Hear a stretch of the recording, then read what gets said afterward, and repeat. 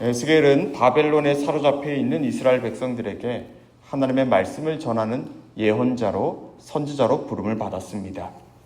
본래 제사장 출신이지만 이곳 타지에선 제사장 역할을 다 하지 못하는 에스겔을 하나님은 예언자로 선지자로 부르셨죠. 그 내용이 1장과 2장, 3장 전반부에 걸쳐서 실감나게 소개되고 있습니다.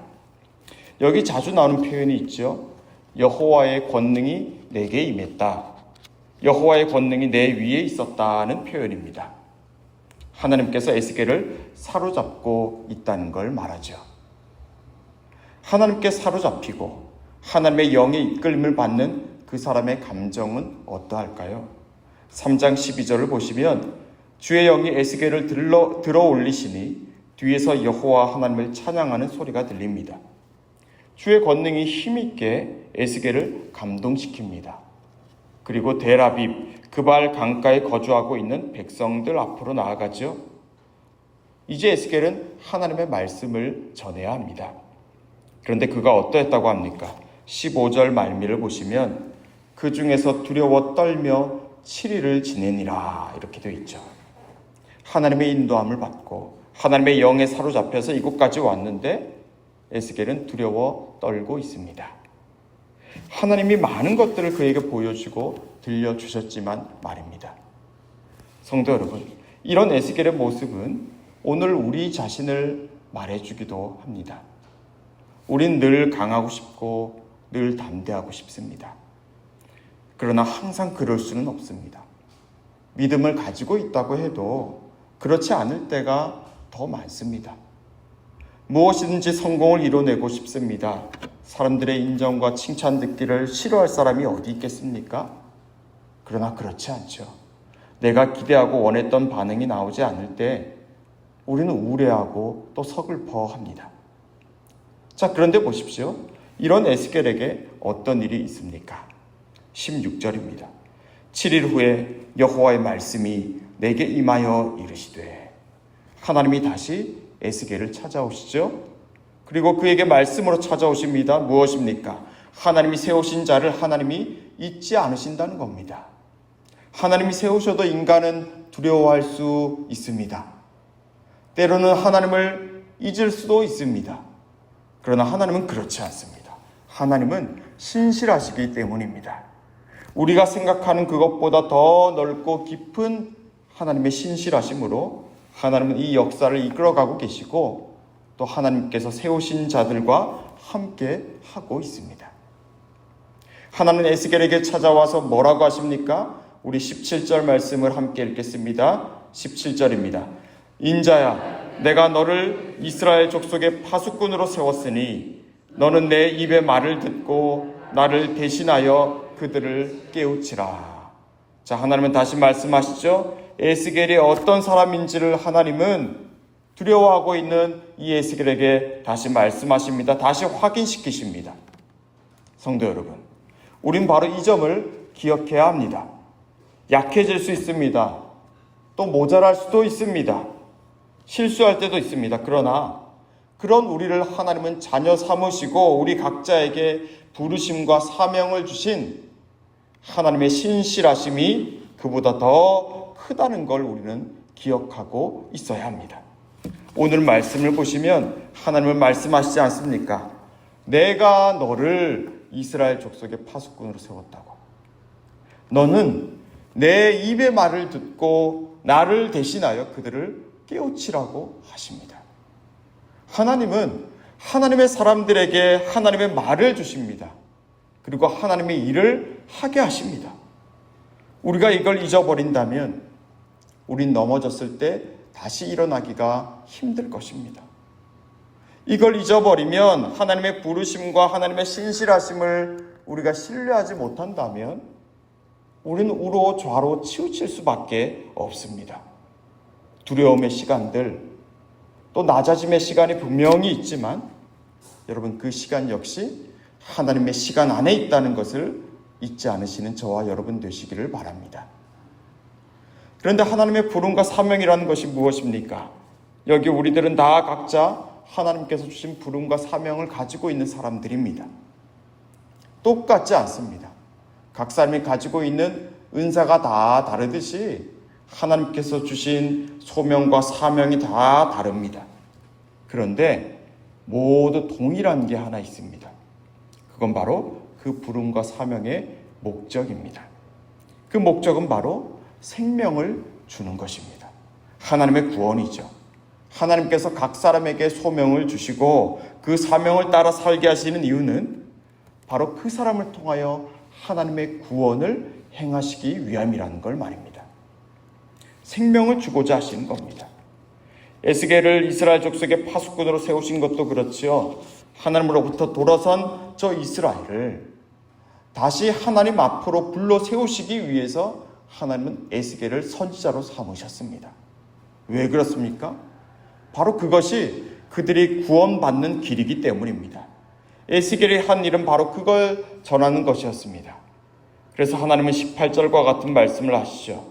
가령 내가 악인에게 말하기를 너는 꼭 죽으리라 할 때에 내가 깨우치지 아니하거나 말로 악인에게 일러서 그의 악한 길을 떠나 생명을 구원하게 하지 아니하면 그 악인은 그의 죄악 중에서 죽으려니와 내가 그의 핏값을 내 손에서 찾을 것이고. 자, 악인에게도 전하라는 거죠. 악인까지도 살리는 것이 하나님의 뜻이기 때문입니다. 만일 선지자가 말씀을 전하지 않아서 악인이 죄악 중에서 죽으면 그 책임을 선지자에게도 묻겠다는 것입니다. 그 정도로 하나님은 죽어가는 사람들을 살리는 그 일에 열심을 가지고 계십니다. 하나님은 에스겔에게 또 한 번 권능으로 임하십니다. 그리고 그를 들로 데려가시죠. 거기서 에스겔은 여호와의 영광을 봅니다. 그런데 그 영광의 모습이 전에 그발 강가에서 보던 것과 같았다고 하죠. 에스겔은 그 순간 하나님께서 처음 자신을 찾아오셔서 사명을 주셨던 그 일을 분명히 떠올렸을 겁니다. 그런 에스겔에게 하나님이 말씀하십니다. 26절, 27절입니다. 내가 네 혀를 내 입천장에 붙게 하여 내가 말 못하는 자가 되어 그들을 꾸짖는 자가 되지 못하게 하리니 그들은 패역한 족속임이니라. 그러나 내가 너와 말할 때에 내 입을 열리니 너는 그들에게 이르기를 주 여호와의 말씀이 이러하시다 하라. 들을 자는 들을 것이요 듣기 싫은 자는 듣지 아니하리니 그들은 반역하는 족속임이니라. 자, 하나님은 에스겔의 혀를 입천장에 붙게 하기도 하시고 그 입을 열기도 하십니다. 무슨 말입니까? 이 에스겔을 하나님께서 사로잡고 있다는 겁니다. 하나님의 모든 전권을 그에게 주셨다는 겁니다. 이 에스겔을 하나님께서 전적으로 사용하신다는 걸 말하지요. 에스겔은 하나님께 사로잡힌 사람이라는 겁니다. 하나님께서 그를 단 한순간도 놓치지 않겠다는 것이죠. 사랑하는 성도 여러분, 오늘 이러한 하나님의 부르심과 하나님의 이 붙드심은 이 에스겔에게만 해당되는 게 아닙니다. 왜냐하면 하나님은 지금도 우리를 찾아오고 계시고 말씀하고 계시고 우리를 통해 다른 누군가를 구원하기를 원하시기 때문입니다. 두려움과 낙심, 우울과 절망감을 때때로 우리 또한 느낄 수도 있을 겁니다.